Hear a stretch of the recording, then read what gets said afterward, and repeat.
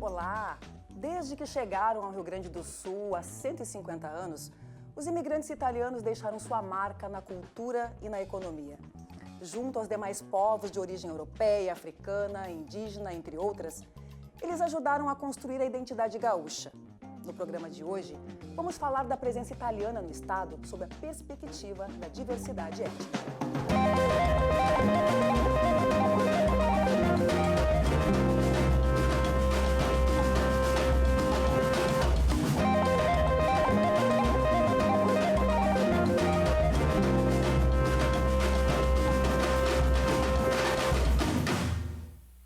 Em 1875, cerca de 85 mil pessoas vieram da Itália para o estado, em busca de oportunidades e fugindo das tensões que culminaram na Primeira Guerra Mundial.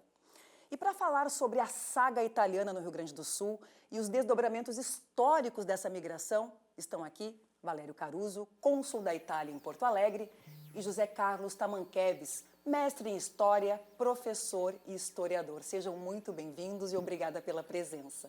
Eu começo com você, cônsul. O que representam esses 150 anos da imigração italiana aqui no estado? Oh, domanda difícil, né? Não temos até amanhã para responder, imagino, né?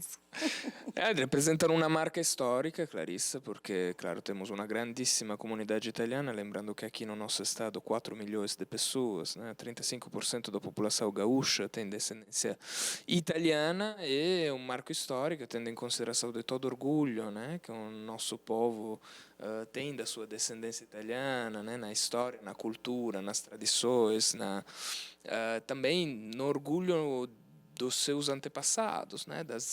Gostei muito da expressão saga italiana, né? Porque é verdade que é uma saga. A ideia de ter bisnetos, trisnetos que verdadeiramente chegaram aqui com nada e que ajudaram a construir o Rio Grande do Sul como a gente conhece ele, né?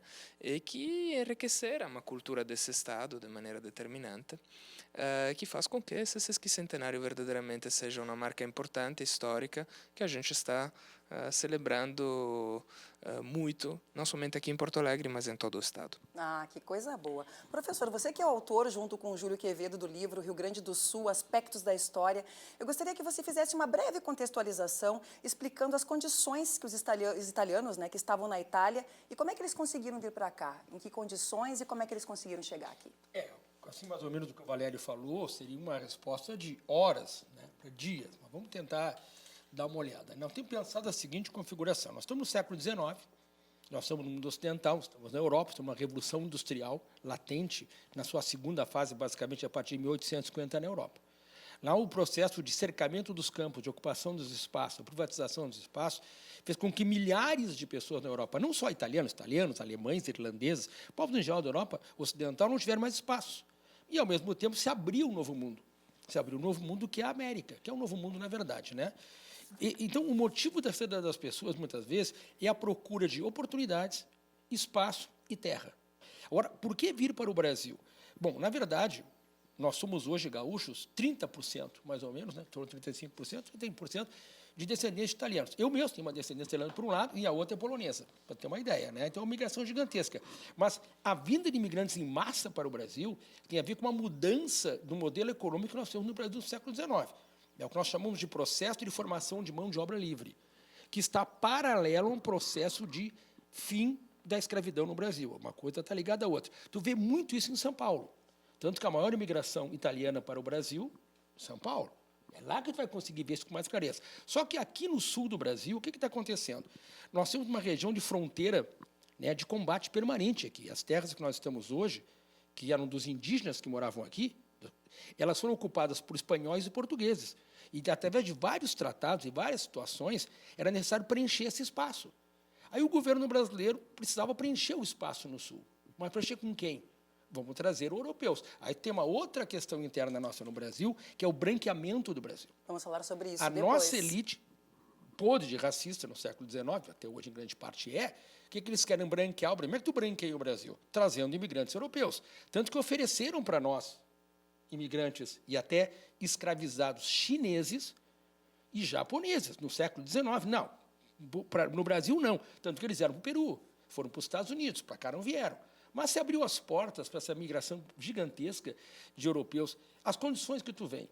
Num primeiro momento, quando a imigração acontece em massa, porque eu preciso de mão de obra, eu preciso trocar a mão de obra escravizada por mão de obra livre. E nessa sequência de trocas, acabo vindo para cá em função de cuidar da fronteira, criar uma colônia de pequenos agricultores para manter imenso o Brasil lá em cima, tá? E até pegar essas pessoas para lutar em guerras de fronteira. Que é o que Nós vamos voltar a falar mais sobre isso, tá professor, legal. tá? Eu quero continuar conversando com o cônsul a respeito da situação dos descendentes de italiano hoje.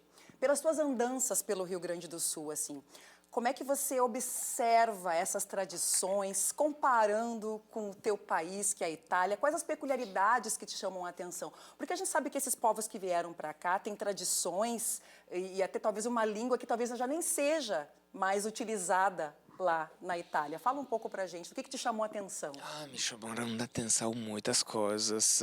Eu estou deslumbrado. Visitando esse estado é uma maravilha contínua, né? De visitar essas comunidades maravilhosas, né? Que mostram uma grande religiosidade, uma língua que eu acho muito linda, até um pouco engraçada, né? O italiano, que é um patrimônio histórico e cultural de todo o Brasil, não somente do Rio Grande do Sul, e que é ainda muito falada, que é muito parecida a um dialeto do Vêneto, do nordeste da Itália, com essa cultura gastronômica, né? Da polenta, esse sentimento que é muito interessante de comunidade, que eu acho que na Itália esteja se perdendo por causa de um individualismo maior nos últimos anos, que é ainda muito forte.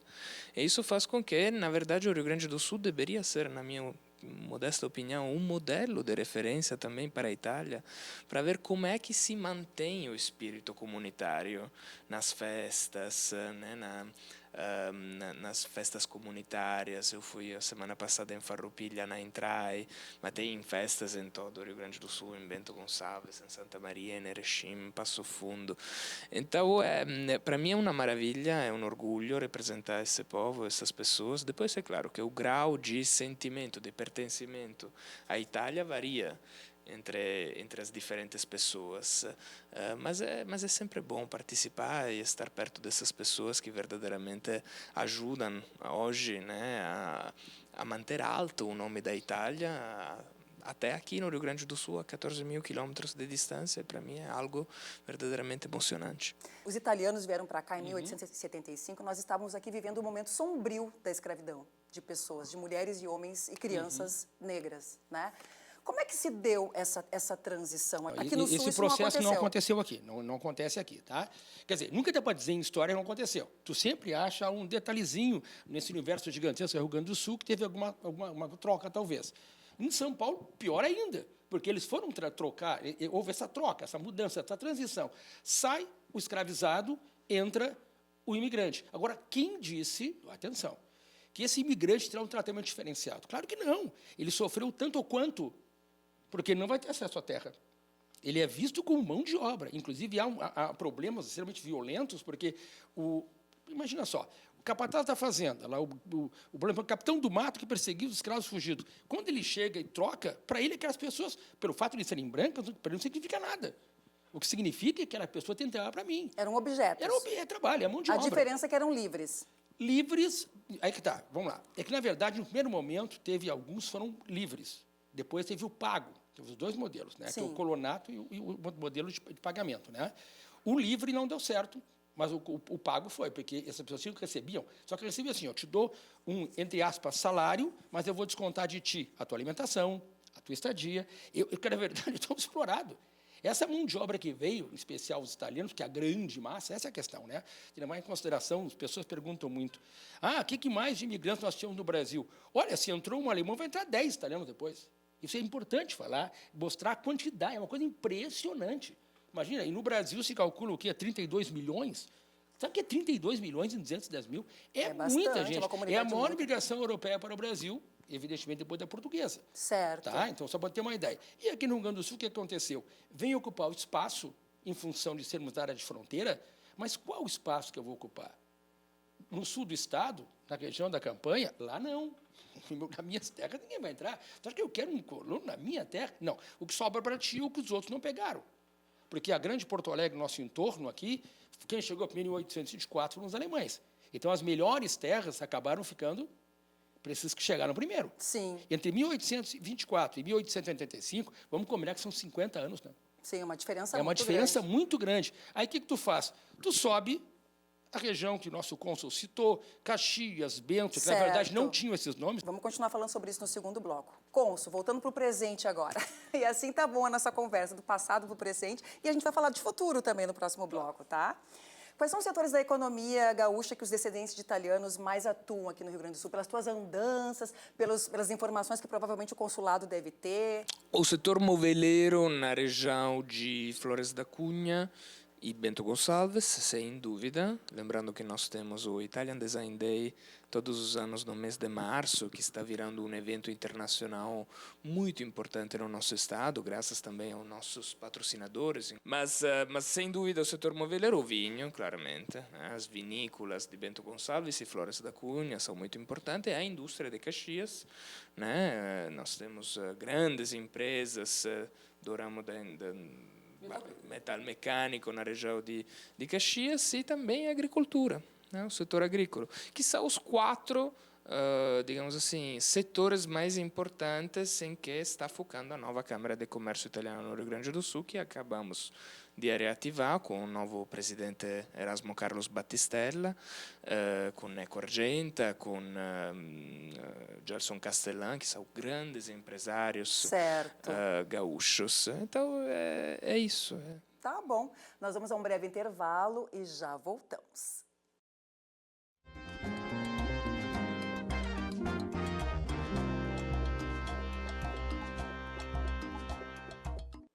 Estamos de volta e nesse segundo bloco a gente começa falando do livro Caxias do Sul, História e Cultura nos Distritos, lançado este ano. A cidade, um dos principais destinos da imigração italiana no estado, é mostrada a partir da diversidade étnica.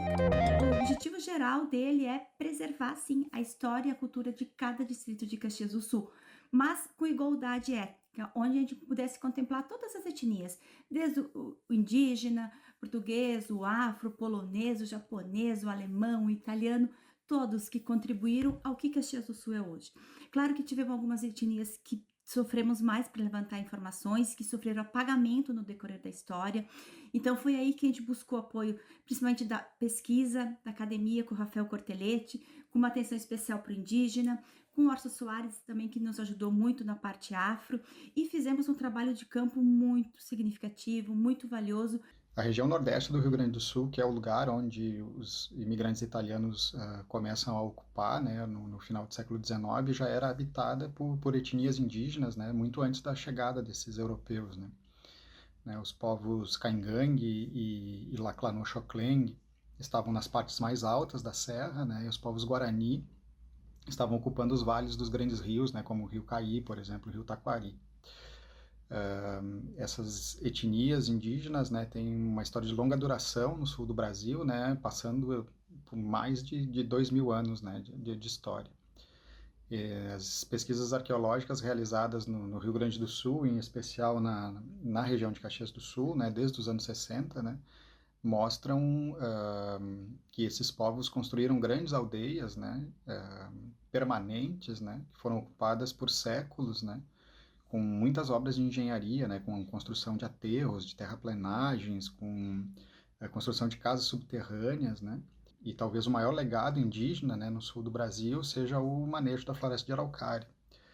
A biodiversidade que a gente sempre entendeu como natural da floresta de araucária, na verdade, é uma construção humana, né, uma construção dessas populações indígenas, né. A presença negra na serra se faz notar desde o século XVIII. Né? Depois nós vamos ter aí a chegada, né, de outros grupos negros, né, e um deles ligado aí ao Exército Brasileiro, que vai então compor essa população negra na cidade de Caxias do Sul e vão criar espaços associativos, né? Vão participar de clubes de futebol, nesse caso ali do Flamenguinho, do Rio Branco, depois vão se fundir, vão dar origem a um time que é conhecido não só aqui no estado, mas nacionalmente, que é o Caxias. Nós vamos ter o Monumento Ogum, então nos referindo aí sim à força da religiosidade afro na cidade de Caxias do Sul, com mais de 600 terreiros, né, ligados à religião afro-brasileira. Nós vamos ter o Esporte Clube Gaúcho, que é um espaço de associativismo negro muito importante para a cidade. Nós vamos ter o movimento hip hop também, através ali do trabalho do Chiquinho de Vilas, né, tornando então a cidade de Caxias do Sul também um dos grandes centros dessa manifestação cultural da juventude negra e periférica. Pois é, a autora do livro falou da dificuldade de pesquisar sobre os povos indígenas em função de um apagamento histórico. Professora, eu queria que você falasse um pouco mais sobre esse apagamento histórico. Na verdade, o que acontece? Quando um outro grupo vem de fora e sobrepõe num espaço, se aquele espaço tinham pessoas que não interessavam, Pra que quem que elimina não não só as interessavam? pessoas, para quem vai morar lá, quem vai fixar lá, quem se autoproclama novo proprietário. Veja você, Caxias do Sul tinha outro nome anterior, que ninguém quer colocar esse nome de Caxias do Sul, que é um carioca, nada contra, Luiz Alves Lima e Silva chama esse senhor, o nome da cidade. Ali o nome é Campo dos Bugres, tu sentiu o nome? Campo dos Bugres, ou seja, naquela floresta ali do altiplano grandense, o que aconteceu? Os imigrantes subiram. Eles chegam aqui em Rio Grande, vêm a Porto Alegre vai até São Leopoldo de barco, depois sobe a pé. Engenheiros foram antes, fizeram linhas, demarcaram as áreas, só que ninguém perguntou para os indígenas que moravam lá se eles queriam. Essas pessoas foram eliminadas, foram mortas. Isso aí tem relatos, tem fatos horrorosos. Tá? E aí o Campo dos Bugres, por quê? Era o único lugar descampado que existia para tu poder montar as tuas primeiras casas, que é a réplica que nós temos, muito linda, maravilhosa, lá nos pavilhões da Festa da Uva. Aquilo é muito bonito. Tá? Só que aconteceu o quê? O pessoal chega ali, quem é que ele vai ver? O Bugre. O Bugre, na verdade, é o índio, é um indígena que morava aqui. É um nome que os portugueses deram, Os é um nome portugueses considerado davam, pejorativo hoje, são, na verdade, indígenas, que vão ser simplesmente eliminados. Aliás, é a região que mais nós temos hoje indígenas, ainda em pequenas reservas, é no norte do estado. Por que não tem no sul? Porque no sul mataram todos antes. Essa é a resposta. Eles eliminaram todos antes, porque a ocupação do sul do estado é anterior, ele é do século XVIII. Entende? Aí os caras fogem para a serra, ficam lá em cima enterrando no mato. Aí o que aconteceu? Quando chegam essas imigrações, por favor, eu não estou condenando os imigrantes, por favor, não é isso que eu estou dizendo. A ideia do programa não é também isso, não é não é essa. isso. É uma coisa normal para aquela época. Hoje, para nós, é um absurdo. Mas, para aquele momento, era visto como normal. Olha, me deram esse espaço para morar, produzir, para vestir, e quem está no meu Até espaço porque então, o Estado, ele legitimava tanto a escravização de pessoas negras como a morte de pessoas indígenas. Né? A proposta da gente conversar aqui é justamente fazer essa reflexão do que esses momentos históricos refletem nos dias de hoje, né? Porque tudo que aconteceu no passado é o reflexo do nosso futuro, do nosso presente, do nosso futuro hoje, né? Cônsul, como é que você avalia essa questão da diversidade étnica? A gente está usando aqui como exemplo Caxias do Sul, né? Eu queria o seu olhar como alguém que não é daqui do Brasil.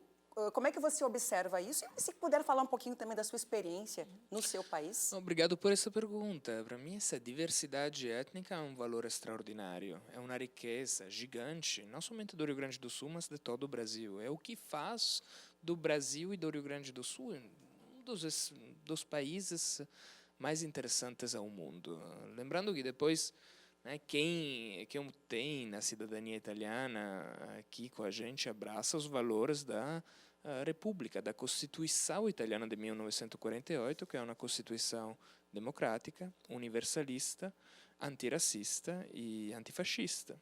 Né? Então, isso é importante, lembrar quais são os valores da cidadania italiana hoje, né? Para quem abraça a cidadania hoje. Lembrando também que, claramente, digamos assim, aqueles anos de 1800 eram anos diferentes, né? Ainda não tinha tido a guerra, os totalitarismos, mas hoje é claro que tem um comprometimento importante para quem tem acesso à cidadania italiana. Pesquisas recentes apontaram que a maioria da população gaúcha não só é branca, como é descendente de europeus. Aqui é o estado com o maior número de terreiros de matriz africana do país, inclusive do que a Bahia, e onde foi criado o 20 de novembro, né? Onde tu é um grupo menor, a tua forma de resistência é muito maior. Nós, até 1985 e até 90, lutávamos nesse país pela democracia, pelo fim de uma ditadura. Né? E essa luta vinha da classe média branca. E, evidentemente, com grupos dos mais variados possíveis, de comunidades negras que participavam, mas eles são mínimos, porque não tem espaço. No momento em que nós conquistamos a democracia nos anos 80 e afirmamos ela nos anos 90, a luta é outra. E essa luta é que tu te refere. Porque não basta ter democracia, não basta escolher o presidente, eu quero ter espaço, eu quero cota, eu quero acesso, eu quero emprego, eu quero salário. É diferente. E um dos maiores líderes dessa luta, tu vê, não é gaúcho, está em Porto Alegre. É o viaduto aqui embaixo, Abadias do Nascimento. Que ninguém sabe, sabe, interessante, né? Por isso que eu faço questão aqui de falar disso, porque as pessoas passam para o viaduto do M, que eles falam, do Mazembe, mas só um pouquinho. Aquilo é Abadias do Nascimento, que é uma liderança negra lá dos anos 30, 40, perseguida pela ditadura de Getúlio Vargas, perseguida pela ditadura militar, e se tornou, no início dos anos 80, senador do nosso país. Cônsul, você havia falado anteriormente sobre cidadania italiana, queria lhe fazer uma pergunta sobre isso, né? Os descendentes de italianos nascidos aqui no Rio Grande do Sul são, acima de tudo, brasileiros, isso ninguém discute, né? Mas a busca pela dupla cidadania, de alguma forma, impacta essa brasilidade ou essa brasilitude? Reforça ela. Reforça? Me Eu explica acho que como, sim, cônsul. porque a ideia de obter a cidadania italiana significa a ideia de poder ter a cidadania dos dois países mais lindos do mundo, né, que são o Brasil e a Itália. Então é claro, né, que quando tu tem aquela cultura, aquela identidade muito forte, tu fala a língua, tu tem aquele comprometimento com a tua comunidade, tu fala aquela língua, é óbvio que talvez, né, até para assegurar uma possibilidade a mais para teus filhos, tu quer ter acesso a uma cidadania italiana do que tu tem direito, né? Por exemplo. Eu acho totalmente legítimo isso, acho até importante, né? Para poder aumentar as possibilidades de criar um Rio Grande do Sul cada vez mais multicultural e mais cosmopolita, né? Com a ideia de jovens que podem fazer intercâmbios, ir para a Europa, estudar, se formar, e voltar para o Rio Grande do Sul com um olhar muito mais aberto e mais, né, um respiro, né, mais aberto, que faz todo sentido. O objetivo da diplomacia é esse, né, criar oportunidades, estabelecer novos pontes. É o que isso nós estamos tentando fazer aqui no Rio Grande do Sul. Ah, que coisa boa. Professor, como é que você definiria, né, a identidade do povo gaúcho? Mas o gaúcho contemporâneo hoje, como é que definiria? O gaúcho contemporâneo, ele é de uma formação mais variada impossível, como de resto o país inteiro é. Mas a região sul e sudeste, a região sudeste em especial, né, a diversidade é gigantesca. E ela se reflete principalmente em Porto Alegre. E as grandes cidades do interior, como foi citado por ti, Erechim, eles têm um clube maravilhoso lá em Erechim, e que está desenhado no clube na parede, né, os grupos que formaram aquela cidade. Isso é muito legal. Tá? Caxias, que passa essa ideia, não, a comunidade italiana fez Caxias, verdadeiro, mas as migrações que ocorreram e quem já estava lá fazem parte desse contexto de formação daquela sociedade. Então, nós somos uma cidade diversificada. O que nós estamos passando, nesse momento, me parece que o futuro vai por aí, é abrir mais espaço. E esse espaço tu não conquista de graça. Isso requer luta. Mas a impressão que eu tenho é que existe uma necessidade de certos grupos de movimentos de dizer, aqui nós somos brancos, portanto, somos melhores. Queria ouvir um pouco sobre isso.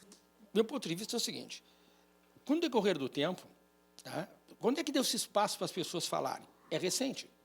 Não te esquece que nós vivemos no século XX 2 grandes ditaduras, e não há espaço, entende? Quando acaba a ditadura militar em 85, 90, que eu citei antes, começam a abrir esses espaços. As pessoas nos anos 90, 2000 dizem, eu não quero mais votar, eu quero participar, eu quero salário, eu quero casa, eu quero comida, eu quero ser igual.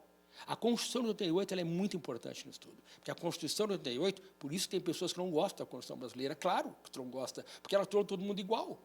Todos nós somos iguais. Basta ter 18 anos, não interessa quem você é. A lei é igual para todo mundo. Eu desconheço a Constituição italiana, mas pelo que o senhor falou, é a mesma linha. E é de 1948. Veja bem o nível, a evolução que os caras estavam lá. Nós, infelizmente, estamos vivendo nos últimos 20 anos, não é agora, né, um recrudescimento dessas situações. As pessoas não querem mais aceitar. Por exemplo, mas como que tem cota na universidade? Olha, em 1982, quando eu descobri que existiam cotas, eu não sabia, imagina, não temos meios de comemoração que temos hoje. Quando eu descobri isso, como assim tem cota nos Estados Unidos? E por que não tem aqui? Se lá a população negra descendente, pegando o caso dos negros especificamente, são 13%, não chega a 15%. E aqui, por que não tem? Quando é que deu-se espaço para as pessoas falarem? É recente.